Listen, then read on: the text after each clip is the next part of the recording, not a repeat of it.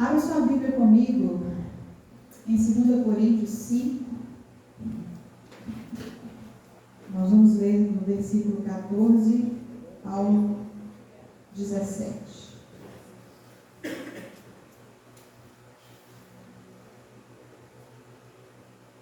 2 Coríntios 5, 14 ao 17.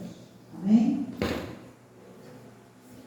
Assim nos diz a palavra do Senhor. Pois o amor de Cristo nos constrange, julgando nós isso. Um morreu por todos, logo todos morreram. E ele morreu por todos, para que os que vivem não vivam mais para si mesmos, mas para aquele que por eles morreu e ressuscitou. Assim que nós, daqui por diante, a ninguém conhecemos segundo a carne, e se antes conhecemos Cristo segundo a carne, já não o conhecemos desse modo. E assim, se alguém está em Cristo, é nova criatura. As coisas antigas já passaram, eis que se fizeram novas. Amém? Pai, nós te agradecemos pelo privilégio de podermos te adorar, por termos a convicção de saber que o Senhor recebe a nossa adoração, que os seus ouvidos estão abertos às nossas orações, que o Senhor se faz presente aqui neste lugar, para trazer a tua palavra, para manifestar com poder, para agir em nosso favor. Nós te pedimos nessa noite, Espírito Santo, fale conosco, ilumine a nossa mente, nos conceda espírito de sabedoria e de revelação, no pleno conhecimento de Jesus Cristo. Ilumina os olhos do nosso coração, para que nós saibamos a esperança do seu chamamento,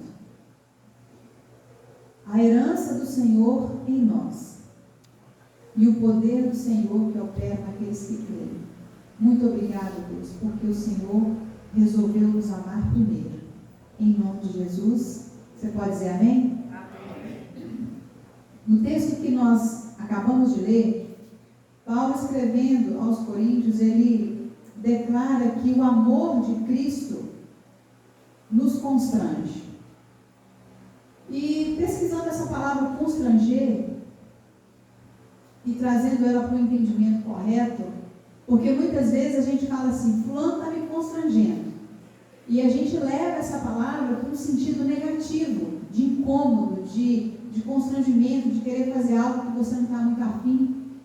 Mas quando Paulo escreve aqui que o amor de Cristo nos constrange, ele está dizendo que o amor de Cristo nos cerca de todos os lados. Que o amor de Cristo nos faz como que se ele nos comprimisse de uma forma que, de todas as formas que você fosse se movimentar, você teria que perceber que está envolvido por amor. Eu aprendi a definir esse constrangimento do amor de Cristo pensando, para mim, de forma pessoal, numa camisa de força, onde você não consegue se movimentar, a não ser quando você percebe que está envolto nela. E eu vejo que tudo que Deus fez em Cristo, Ele fez com amor, por causa do amor. Mas o interessante é que o Deus que nós servimos, Ele não é um Deus que tem amor. João definiu Deus como amor. Isso é a essência dele. Então, quando Paulo fala assim, que o amor de Cristo nos constrange, ele está dizendo que ele envolve, ele nos faz enxergar, ele nos pressiona de todos os lados com amor. E quando você percebe que uma pessoa te ama, falando aqui naturalmente, você percebe que ela faz tudo para você, além até dos limites dela. Um pai, por exemplo, que ama um filho, ele faz tudo, deixa de fazer para si para fazer com o filho. E Jesus deixou tudo, abriu mão de tudo, se esvaziou, tomou a forma humana, se humilhou, para demonstrar esse amor por você, indo até a cruz, porque ele foi até a morte, e morte de cruz. E Paulo disse aqui no verso 14, eu quero que você fique com sua Bíblia aberta, dizendo que o amor de Cristo nos constrange, julgando nós isto. Um morreu por todos, logo todos morreram. O amor de Deus vai além de palavras. Não teria sentido nenhum, João 3,16, se Deus dissesse assim, que amou o mundo e não tivesse enviado Jesus. O amor, ele sempre pede algo, uma atitude, não amar só de palavras. E quando Jesus vem aqui para a terra para provar esse constrangimento, o que ele faz com as pessoas? Ele mostra para as pessoas o amor de Deus, a graça de Deus, o favor de Deus na vida delas, sem que elas merecessem. Por que isso? Porque é a bondade de Deus que as pessoas viam na vida de Jesus, nas palavras de Jesus, nos gestos de Jesus, curando, salvando, libertando. É a bondade que eles viam que levavam aquelas pessoas ao arrependimento. Onde que está escrito isso? Romanos 2, verso 4. Paulo também vai escrever: vocês não sabem que é a bondade de Deus que leva o homem a arrepender dos pecados que ele vive, da condição errada que ele está vivendo? Então, o que Paulo está dizendo aqui? Que o amor de Deus na pessoa de Jesus Cristo faz as pessoas se arrependerem da condição que elas estão vivendo. Não é o apontamento dos erros que faz uma pessoa se arrepender. É a bondade de Deus percebida por elas. Isso é bíblico. E quando a gente percebe que essa bondade faz a pessoa se arrepender, essa bondade também faz parte desse constrangimento. A pessoa se sente tão favorecida. Olha só, nós tivemos um testemunho de uma cura aqui. Qual é a resposta de uma cura? Reconhecer que Deus é bom, a bondade. Reconhecer que Ele continua sendo o mesmo. Reconhecer que Ele é fiel. Reconhecer que Ele é verdadeiro. Reconhecer que Ele é tudo para nós. Essa bondade é uma forma de nos constranger. Quando você reconhece algo que Deus fez para você, a sua expressão para com isso chama-se gratidão. Mas ela é consequência de você perceber que Ele é bom o tempo todo. E no versículo que nós lemos, quando que o amor de Cristo nos constrange? Quando que isso acontece? Além de quando nós reconhecemos. Quando no versículo vai responder para você, julgando nós isso. Um morreu por todos, logo todos morreram. Então, quando que nós entendemos que o amor nos constrange? Quando nós olhamos para a obra consumada de Cristo na cruz. Quando nós olhamos e entendemos que um só morreu por todos. E Jesus, queridos, não escolheu uma pessoa para morrer por ela. E deixar outras sem merecer. Não. Jesus morreu fazendo uma equidade, igualdade para todos. Todos são alvo desse amor dele. E ele não morreu por determinadas pessoas. Ele morreu por pecadores. Naquela ofensa, naquele ato de justiça que Jesus fez, ele veio desfazer o ato de ofensa de Adão. E naquele único ato que não vai se repetir mais naquela cruz,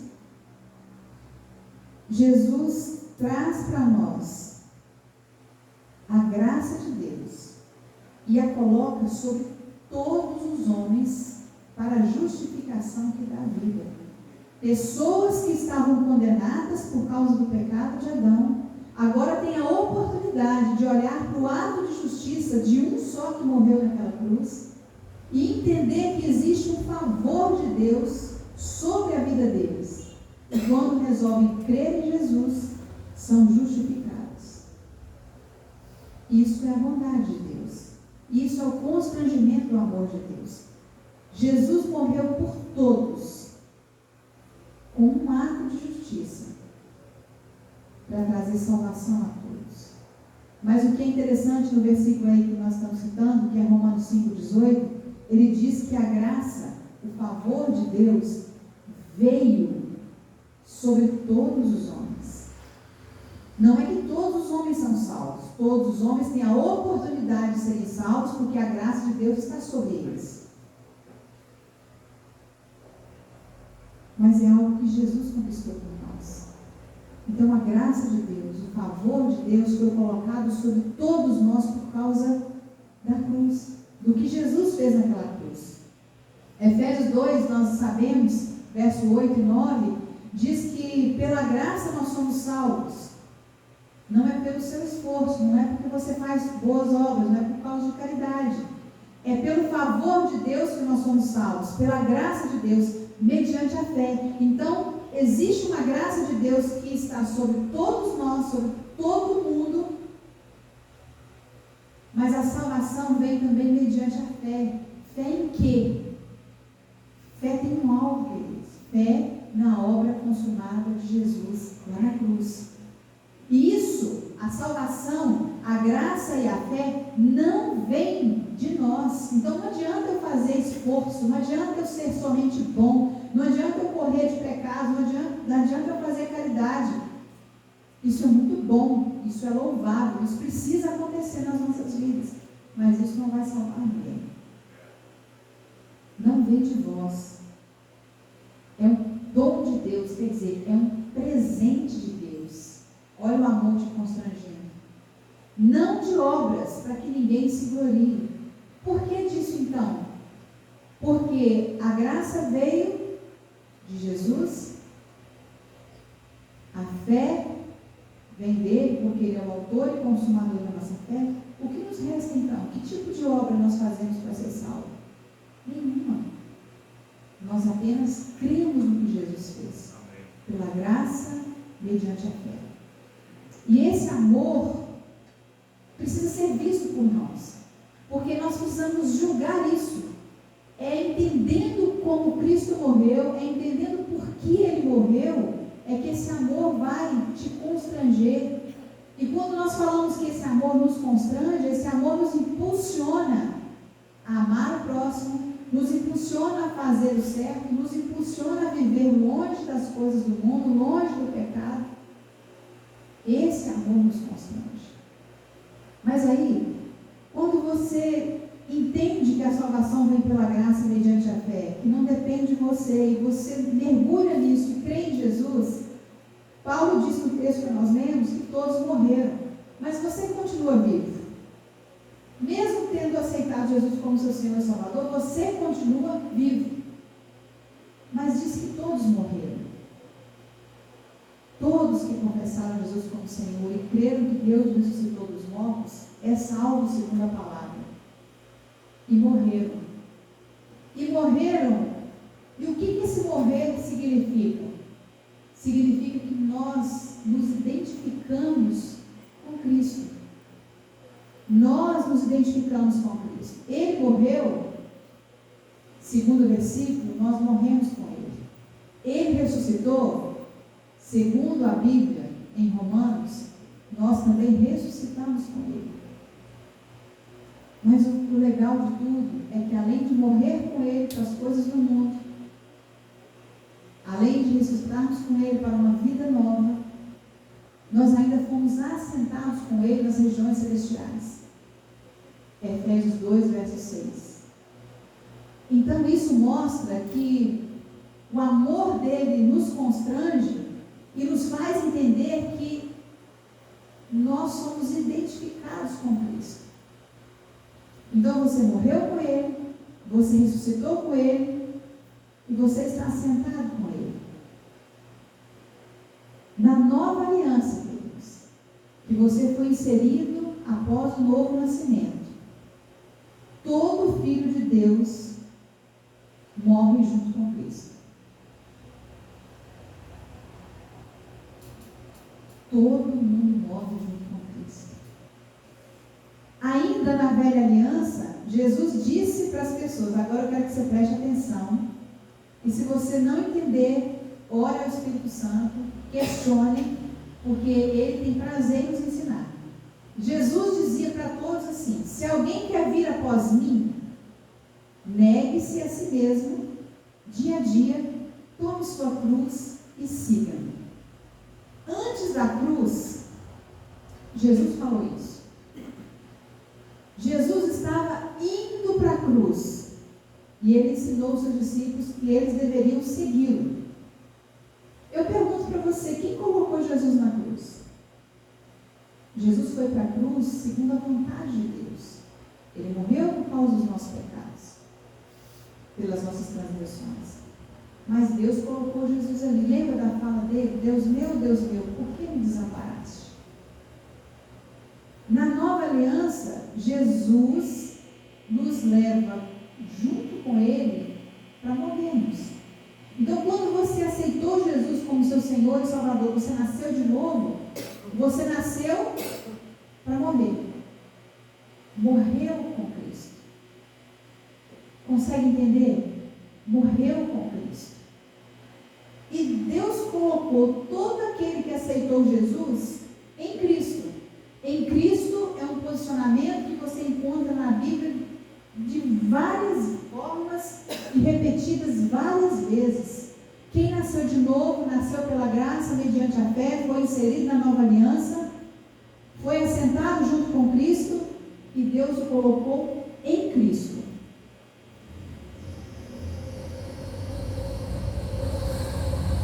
Isso chama-se identificação. Agora eu pergunto de novo para você: tem como alguém que está morto carregar alguma cruz?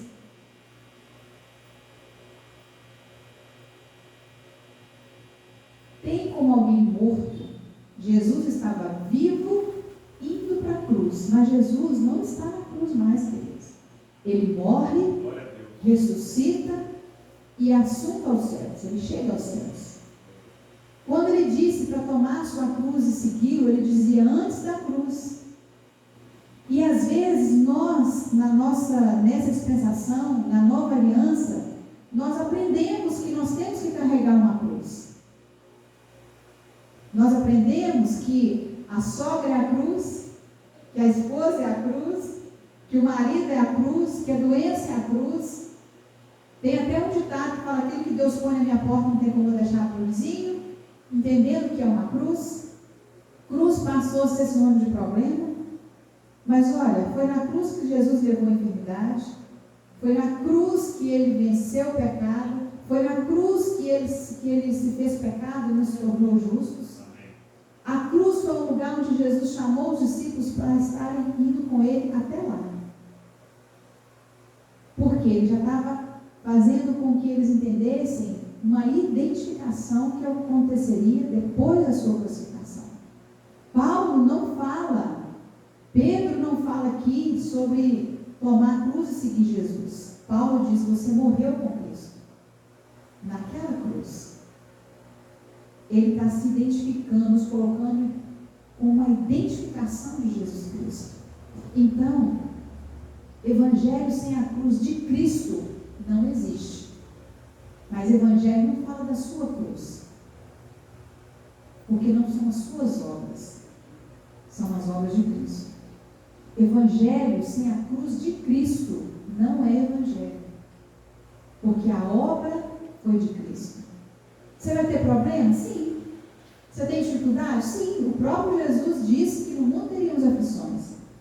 Mas você não tem que carregar aquilo que ele carregou. Jesus fez uma obra, queridos, chamada de substituição. Ele foi no seu lugar, ele carregou o que você não podia carregar, ele foi no seu lugar onde você não podia ir, ele fez o que você não daria conta de fazer. Mas nós aprendemos muitas vezes que nós temos que carregar a cruz, porque nós aprendemos que nós temos que renunciar. Sim. Renunciar ao mundo, não amar o mundo, não querer as coisas que há no mundo. Por quê? Porque nós morremos para o mundo. Se você morre para alguma coisa, por que você vai querer ela de volta? O mundo não faz mais sentido para aqueles que estão em Cristo. O mundo não tem atrativos para nós que estamos em Cristo. O pecado não tem domínio mais sobre nós, porque naquela cruz Jesus venceu o pecado. Na antiga aliança, Antes da cruz, as pessoas precisavam seguir Jesus. Mas lembra das últimas falas de Jesus? Eis que eu estou convosco até a consumação dos séculos. Então agora, na nova aliança, não é seguir Jesus. Na nova aliança, Ele está junto conosco. Ele está em nós. Nós estamos inseridos nele. Há uma identificação. Para chocar vocês mais um pouquinho ainda, a gente até canta assim: que Ele cresça e que eu diminua. Que Ele apareça, não sei a letra direitinho não, mas é por aí. É baseado numa fala de João Batista. Será que isso vale para a nova aliança? Como que alguém que está inserido em outro vai crescer e o outro vai diminuir? Por que João Batista falou isso? Não está no esboço aqui, mas vale a pena falar. Por quê? João Batista ele foi o precursor de Jesus, ele preparava o caminho para Jesus. Naquela conversa, os discípulos de João falavam assim: as filas de Jesus estão crescendo, João, e a sua está diminuindo. Aí João vira para eles e fala assim: que importa que a fila dele cresça, porque eu vim para preparar o caminho para ele. Aí a gente pega o contexto da velha aliança, de uma fala de alguém que estava projetando Cristo para crescer, que ia logo sair de cena, porque João Batista não tinha o Espírito Santo dentro dele da forma que nós temos hoje, embora ele foi uma pessoa que o Espírito Santo manifestou nele de uma forma diferenciada. Aí ele fala: importa que ele cresça e que eu diminua, mas João Batista não estava nele e nem Cristo nele. Agora, nós que somos salvos pela graça mediante a fé, inseridos na nova aliança, nós temos o Espírito Santo dentro de nós, nós estamos em Cristo. E Cristo está em nós, e Ele está conosco. Como que Ele vai crescer e nós vamos diminuir? É lógico, queridos, que a forma correta é projetar Cristo, Ele que tem que ter o holofote, a honra, a glória, o louvor pertence a Ele. Ponto.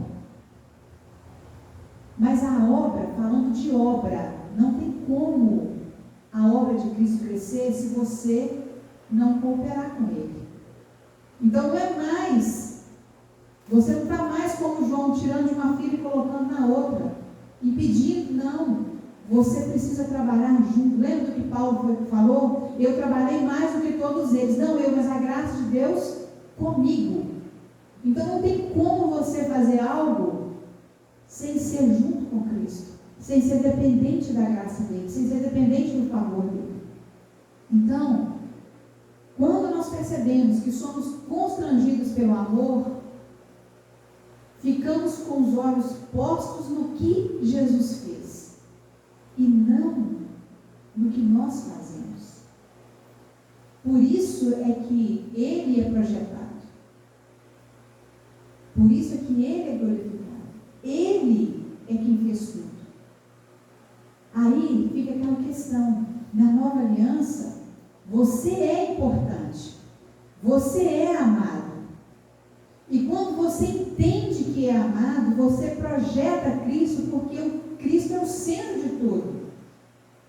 E aí você passa a agir corretamente, correspondendo a esse amor que você primeiro recebeu.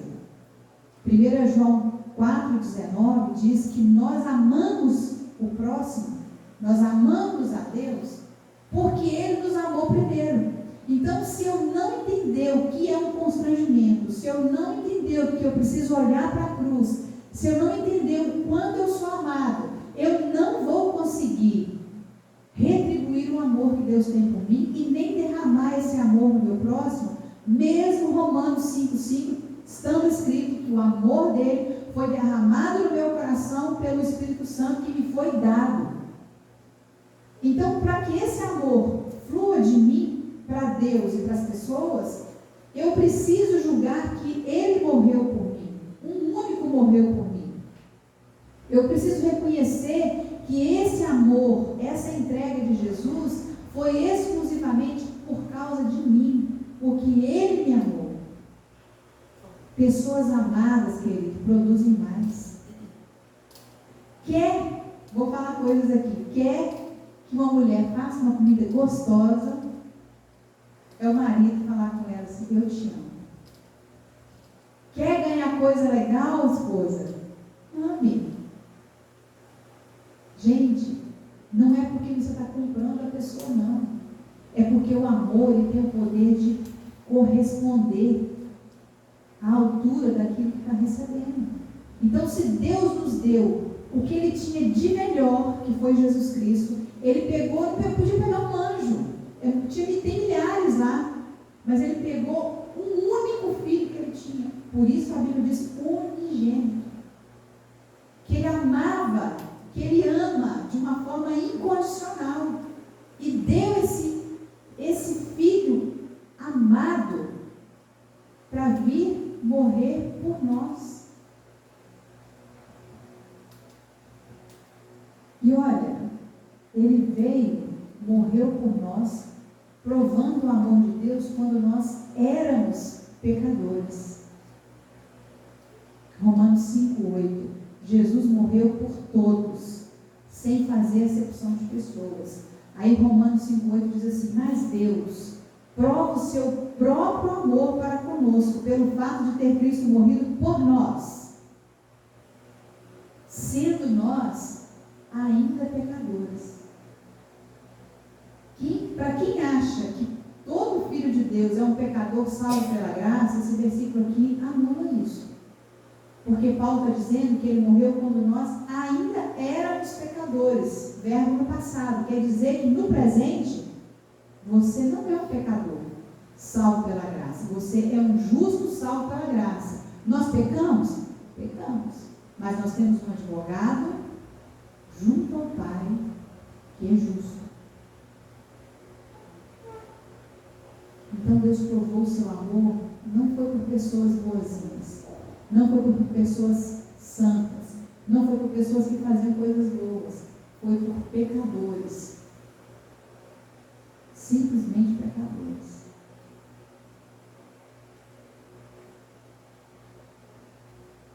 E por que Cristo morreu por todos? Olha o versículo 15 que nós lemos. E Ele morreu por todos, para que os que vivem não vivam mais para si mesmos, mas para aquele que por eles morreu e ressuscitou. O mundo, queridos, ele prega algo chamado antropocentrismo. O homem voltado para ele mesmo. O egocentrismo. O egoísmo vai sendo gerado. As pessoas vão pensando nelas mesmas. Tudo tem que ser em torno de mim. Tudo é para mim. Eu preciso ter o melhor. Então a pessoa começa a viver de uma forma, nesse sistema do mundo, olhando para o próprio umbigo, querendo o melhor para si. O Evangelho, ele é o contrário. Ele é cristocêntrico. Ele coloca Cristo no centro. E faz com que o amor seja a mola motriz, que vai movimentar as pessoas. Porque eu tenho que considerar o meu próximo superior a mim. Olha que interessante. Jesus veio por causa de você, pelo próximo dele. É difícil numa cultura onde tudo é voltado para si? Sim. Mas o Evangelho é o oposto, é a contramão do mundo. Você, quando entende que o Evangelho é cristocêntrico e entende que Cristo está vivendo em você, o que você faz? Você faz como Cristo. Quando você lê na Bíblia assim, Jesus não tinha lugar para descansar, que Jesus trabalhava o tempo inteiro. Marcos, como eu falei domingo passado, tem a expressão imediatamente, logo em seguida, mostrando Jesus num ativismo. Jesus estava fazendo o quê? O meu tempo é curto. Eu vim por causa do próximo. Então eu vou curar, eu vou libertar, eu vou salvar, eu vou pregar. Ele é o nosso modelo, mas ele agia por amor. Ele amou e se entregou por nós. E às vezes, querido, nós estamos amando só de palavras. E existem pessoas que precisam de você, precisam do que você tem, precisa de você desesperadamente.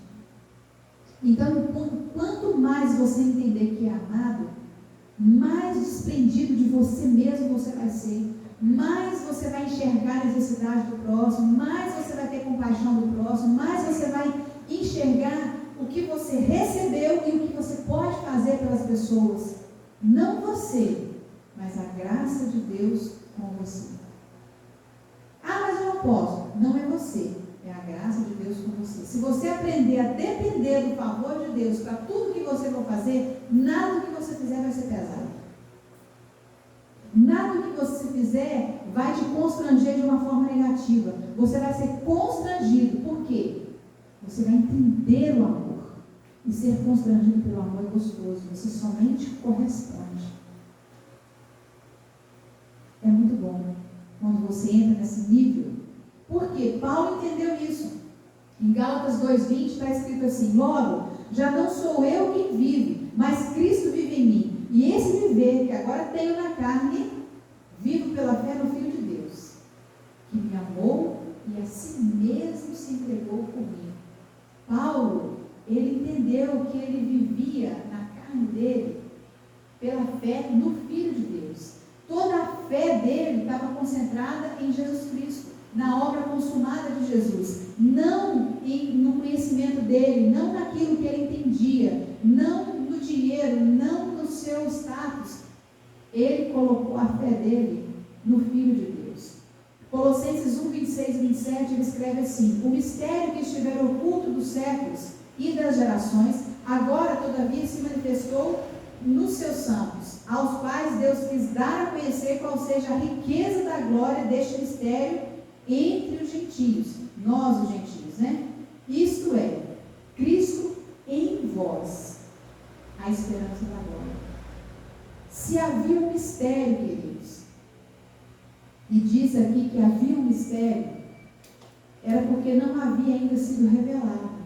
Antes da cruz, Cristo não estava em ninguém. O Espírito Santo não habitava em ninguém. Depois da cruz, Cristo em vós é o mistério revelado. Então você está junto com Cristo. Cristo está junto com você. Jesus continua vivo no céu e através de nós aqui na terra. Quando fala a esperança da glória, Cristo em vós, a esperança da glória, está dizendo assim, quer dizer assim, Cristo quer continuar vivo através de você. Aí, quando você cumprimenta alguém, quem está cumprimentando? Cristo em vós. Quando você ora por alguém para ser curado, quem está orando? Cristo em vós, a esperança de glória. Quando você prega, quem está pregando? Quando você faz uma visita, quem está fazendo? Aí você fala assim, eu não posso, eu não vou, mas você esquece que você não vive mais você. Cristo vive em você. E as pessoas estão sedentas por continuar vendo um Cristo vivo, não um Cristo morto. Por isso ele disse assim, eu estou com você. Depois ele fala assim, agora eu estou em você. Mas ele quer saber se você está consciente de que você está com ele. Porque você com ele é diferente dele com você. Ele com você é tudo. Você com ele é tudo. Você com ele é um. A Bíblia diz que sim. No verso 16 que nós lemos aí, fala assim, assim que nós daqui por diante a ninguém conhecemos segundo a carne. E se antes conhecemos Cristo segundo a carne, já agora não conhecemos deste modo. Paulo está dizendo assim, daqui em diante não conhecemos ninguém segundo a carne. Amém. Se você entende o amor, o constrangimento desse amor, você não vai olhar para as pessoas segundo a carne. O que quer dizer isso? Segundo as atitudes delas, que sejam certas e sejam erradas. Você não vai avaliar as pessoas segundo o comportamento delas. Paulo nos orienta aqui a olharmos as pessoas com os olhos de Deus. Deus amou pecadores. E às vezes nós nos afastamos das pessoas por causa do que elas praticam. Jesus não se afastou do leproso. Jesus não se afastou da prostituta. Jesus não se afastou do pecador. Qual era a atitude dele? Ia ao encontro deles, constrangendo-os com amor e com a bondade de Deus. Eu não estou dizendo para praticar o que eles praticam. Eu estou dizendo para amá-los independente do que eles praticam. Porque nós não podemos olhar pessoas segundo a carne. Nós não podemos julgar a atitude das pessoas. Nós precisamos mostrar a bondade de Deus para elas, para que elas cheguem ao arrependimento da condição que elas estão vivendo. Era o que Jesus fazia. Jesus não veio para julgar o mundo. João 3 está dizendo isso no verso 17. Ele veio para salvar o mundo, demonstrando o amor do Pai. Mas a gente, às vezes, olha as pessoas segundo a carne, segundo o comportamento delas, e ainda por cima julga o que elas estão fazendo, comparando não sei o quê. Porque para você julgar alguém, você tem que se colocar e se considerar melhor que ela. Agora, nem Jesus fez isso. E como nós podemos fazer? Se Ele é o nosso modelo. Então Paulo está dizendo, não olhe pessoas segundo a carne, nem ao próprio Cristo. Se você o conheceu segundo a carne, não olhe segundo a carne. E o que isso tem a ver? O que isso quer dizer para nós? Lembra daqueles discípulos a caminho de Emaús? Jesus ressurreto, no domingo da ressurreição, caminha com eles e eles não conseguiram identificar Jesus. Mas eles estiveram com Jesus. Os olhos deles estavam meio que fechados para a realidade do mundo espiritual. E quando Jesus fez um gesto rotineiro com eles, que era partir o pão, os olhos deles se abriram. Então, o que isso traz para nós? Para que nós possamos enxergar Jesus, segundo Ele é hoje, os nossos olhos espirituais precisam ser abertos, mesmo que você tenha nascido de novo. Você precisa aprender a enxergar o espiritual. Você precisa aprender a enxergar do modo que Ele enxerga. Porque Ele está em você. Primeiro, porque Jesus já foi glorificado. Hoje Ele está sentado. O Cristo encarnado que andou aqui na terra, Ele demonstrou a graça de Deus, como nós falamos. Ele mostrou quem de fato Deus era. E nós temos batido na tecla aqui. Se você quer conhecer Deus, olhe para a vida de Jesus nos 4 evangelhos. O Cristo encarnado demonstrou a graça de Deus. O Cristo encarnado estava aqui para concluir a sua obra, para cumprir a vontade do Pai. O Cristo que está vivo agora deve ser visto como alguém que já concluiu a sua obra, que está numa obra consumada. Por isso é que nós precisamos olhar para Jesus encarnado e valorizar o que Ele fez e tê-lo como modelo para nós. Mas o Cristo vivo, o Cristo ressurreto, o Cristo que foi glorificado, tem uma identificação com a sua igreja. Provar para você o que eu estou falando. 1 João 4,17. E nós temos visto e testemunhamos que o Pai enviou o seu Filho como Salvador do mundo. Aquele que confessar Jesus como Filho de Deus, Deus permanece nele e ele em Deus. Olha o que João vai dizer. E nós conhecemos e cremos no amor que Deus tem por nós. Deus é amor. E aquele que permanece no amor, permanece em Deus e Deus nele. Olha o que o 17 diz. Nisto é em nós aperfeiçoado o amor, para que no dia do juízo tenhamos confiança, pois, segundo Jesus é, agora, nós somos nesse mundo. Segundo Jesus é, não é como Ele foi encarnado, é como Ele é agora. Nós somos nesse mundo. Olha que identificação Deus faz conosco. Pedro escreveu assim: primeiramente, antes de tudo que você for buscar, cresça na graça e no conhecimento do nosso Senhor e Salvador Jesus Cristo. A Ele seja a glória, tanto agora como no dia eterno. Quando nós crescemos no conhecimento de Jesus, crescemos no conhecimento de Deus e crescemos no conhecimento de quem nós somos. Quanto mais você conhece Jesus, por causa dessa identificação que Deus fez dele conosco, mais você se conhece. E por que isso é importante? Porque lá no jardim, quando Adão pecou, queridos, Adão perdeu a consciência de quem Deus era e a consciência de quem ele próprio era. E isso passou por toda a humanidade. Quando você nasce de novo, você entende quem Deus é olhando para Cristo e entende quem você é como nova criatura também olhando para Cristo. Porque Ele é o nosso modelo, porque Deus nos identifica com Ele.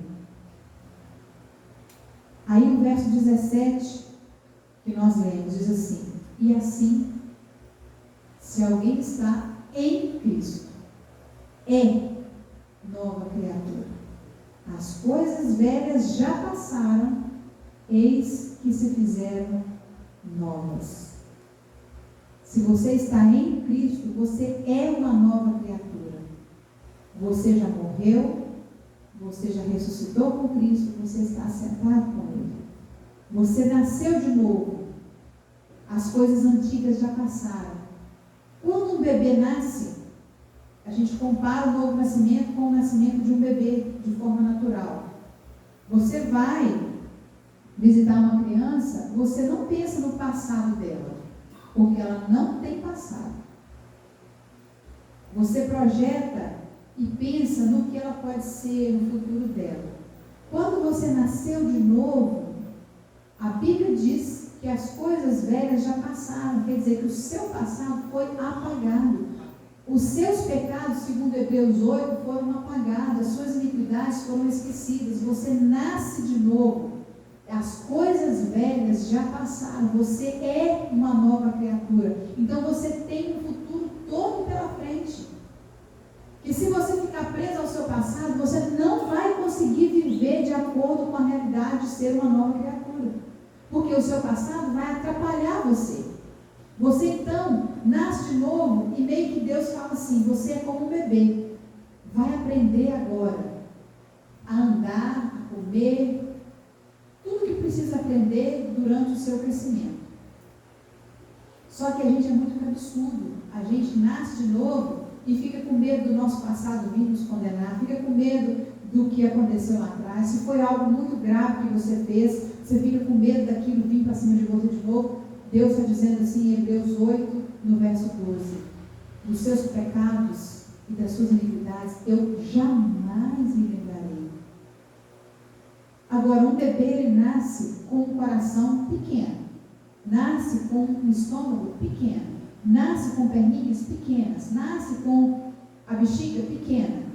Tudo vai crescer, mas ele está e é completo. Isso quer dizer que você, quando nasce de novo, é nova criatura completa. Você tem tudo o que você precisa para crescer e se fortalecer. Quer ver? Na conversão, tudo se fez novo.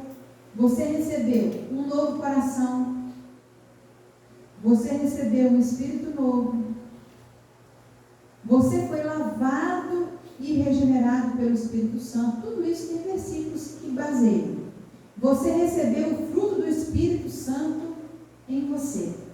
Então você tem amor, você tem paz, você tem alegria, você tem longanimidade, tem benignidade, tem mansidão, tem domínio próprio. O fruto do Espírito está em você. Isso mostra que o caráter de Jesus foi implantado no seu espírito. Você só precisa aprender a funcionar nisso. Assim como um bebê vai nutrindo da palavra, vai nutrindo do leite, você vai nutrindo da palavra, para você aprender a funcionar naquilo que você tem, naquilo que você já é.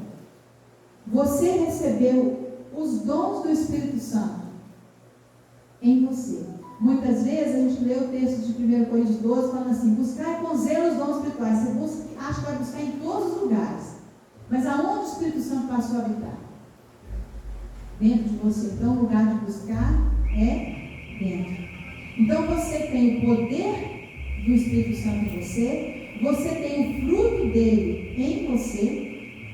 A Bíblia diz que o reino de Deus não é comida nem bebida, mas justiça, paz e alegria no Espírito Santo. Se está no Espírito Santo, e o Espírito Santo está dentro de você que nasceu de novo, aonde que está o rei? Muitas pessoas aí estão cantando: venha o teu reino. Ele vai reinar no reino milenar. Mas hoje o reino espiritual já está em você. Aí a gente fala assim, pensa assim: eu tenho que buscar mais unção. Eu tenho que me consagrar mais para ter unção. Aí você esquece, ou você não sabe, que 1 João 2,20 está lá assim: vós tendes a unção do santo. O santo está com letra maiúscula, então quer dizer que a mesma unção que estava sobre Jesus está em nós. Então não tem como a unção crescer. A unção precisa de ser desenvolvida. Está vendo como que você tem nascido de novo? Tem tudo que você precisa? Em Efésios diz que nós somos abençoados. Nós já fomos abençoados. Pedro diz que nós recebemos tudo que conduz à vida e à piedade. Você já foi assentado nas regiões celestiais. Então você tem uma mentalidade de trono, porque Jesus está assentado em um trono. Você recebeu a mente de Cristo. 1 Coríntios, Paulo vai dizer que você tem a mente de Cristo. Você pode pensar como Cristo. Nós já recebemos, querido. Lembra de uma palavrinha que eu disse para vocês aqui no grego, que chama-se lambano? Lambano quer dizer, não é lambança não, é lambano. É pegar, é tomar posse. As coisas vão partir e vão funcionar para você quando você entender que já foram dadas a você. Vão perceber que você já tem e precisa aprender a fazer com que elas funcionem. Então, tome posse, desfrute. Pare de fazer as coisas pensando que você precisa ser aceito por Deus. Que você precisa ser amado por Deus. Mais amado do que você já é. João 17 diz que Deus te ama como amou Jesus. É só você conferir na Bíblia. João 17, no versículo 23 e no versículo 26. Está dizendo que Jesus está dizendo que o Pai nos ama assim como Ele amou Jesus. Então não é porque você vai fazer muita obra que Deus vai te amar mais. Deus te ama muito porque Ele ama Jesus e você está em Jesus. Você não vai ser mais aceito se você for muito bonzinho, porque por causa da obra de Jesus, você estando nele, você já é aceito pelo Pai. Você vai fazer coisas boas correspondendo à aceitação que você já tem, correspondendo ao amor com o qual você já é amado. Então, as coisas na graça, nessa dispensação, na nova aliança, funcionam diferente do que funcionava na lei. Você na lei tinha que fazer para merecer. Agora, Jesus fez e você passou a merecer sem esforço próprio. Isso se chama graça. Isso se chama favor merecido. Isso muda tudo, porque você fica tão constrangido pelo amor, que não adianta você querer fazer para ser, você faz o que você já é. Então você, entendendo quem você é, entendendo a sua identidade, o seu posicionamento em Cristo, você vai querer fazer não para ser, mas porque você já é. Então você parte de um ponto em que você já é um bebê completo, que precisa aprender a funcionar com tudo que Jesus pagou para que você tivesse e te deu. Está vendo como é diferente? Então, toda ministração, toda pregação, todo ensino que diz respeito a nós, diz respeito a partir da nossa nova identidade em Cristo, a partir de que você já é em Cristo. Então, tudo vai partir do ponto de ensinar você a funcionar naquilo que você já tem, daquilo que você já é, daquilo que você já recebeu. Não é algo que você vai fazer para conquistar. Não é orar mais para ser mais santo. você já é santo, porque Jesus é santo. Você vai aprender a funcionar em santidade. Você não vai fazer coisas boas para ser justo. Você é justo porque Jesus te fez justo. Você vai aprender a funcionar na justiça. Então, entende? É a partir de algo feito. Nós fomos inseridos numa obra consumada, numa obra completa, numa obra realizada por Jesus. Não é por você. Você descansa e desfruta pela graça mediante a fé, o que Ele fez. Parece que é fácil, querido, mas descansar não é fácil. Olha, tem um versículo na Bíblia, já estou encerrando aqui, muito legal, que a gente cita de cor, né? A palavra de Deus é viva e eficaz. Penetra até o... decora, mas não decorei, né? Penetra até o lugar de dividir juntas e medulas, apta para discernir as intenções do coração. Foi. Mas no verso 11, que esse é o 12 de Hebreus 4, no 11, o autor escreve assim: esforça-te para descansar. É porque não é fácil. Sabe o que não é fácil? Sabe o que tem que esforçar para descansar? Porque a gente aprendeu a meritocracia. Eu aprendi que se eu trabalhar mais, eu ganho mais no final do mês. Aí eu venho para o Senhor e trago esse conceito para cá. E a lei já dizia isso. Tem que fazer para ser abençoado. Tem que fazer para merecer. Né? Assim que Deuteronômio 28. Se fizer, será abençoado. Se fizer, será. Se não fizer, não será. Só que não tinha Jesus na jogada. Depois da cruz, Ele fez e você é abençoado. Ele fez e você é amado. Ele fez e você é próspero. Ele fez. Onde que Jesus está agora, queridos? Assentado. Vocês estão assentados e eu estou em pé. Eu não estou descansando na posição que eu estou. Vocês estão. Quando Ele disse que colocou você assentado com Ele, Ele disse que colocou você em pé. Ele cumpriu e assentou. E Deus vai te colocar junto com Ele, para você aprender a descansar. E o autor de Hebreus disse assim: nós que cremos, entramos no descanso. Nós que cremos. Mas para você descansar, você precisa saber que você está morto para o mundo, que você ressuscitou com Cristo, que você está sentado juntamente com Ele. Tudo se fez novo, não vai se fazer novo. Tudo já se fez novo. Não é você que faz as coisas ficarem novas depois do novo nascimento. Risca isso do seu conceito. Deus em Cristo já fez tudo novo para você caminhar em novidade de vida.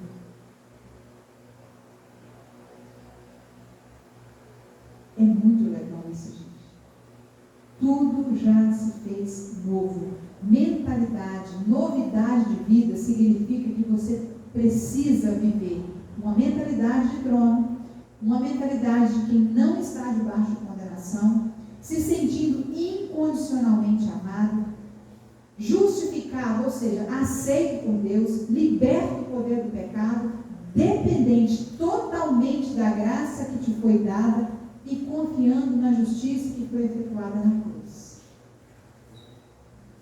Você é uma nova criatura. Tudo em você é novo. Espiritualmente é tudo novo. O que nós precisamos aprender é funcionar nessa novidade de vida. E sabe quem te ensina isso? É o Espírito Santo. Ele é o seu ensinador. Ele é a unção, 1 João 2:27. Ele é a unção que permanece em você e que te ensina todas as coisas. Talvez você ouviu coisas aqui, essa noite, que deu um nó na sua cabeça. Que te coloca numa situação que você fala assim, parece que eu não sei nada do Evangelho. Sabe quem te ensina? É o Espírito Santo. Ele inspirou as pessoas para escrever a Bíblia. E ele te ensina de uma forma personalizada. Então, ao invés de você fechar o seu coração Abra o seu coração e seja constrangido por essa verdade. Você é incondicionalmente amado. Você é grandemente abençoado. Você pode e deve aprender a caminhar em novidade de vida a partir de um entendimento que você é novo.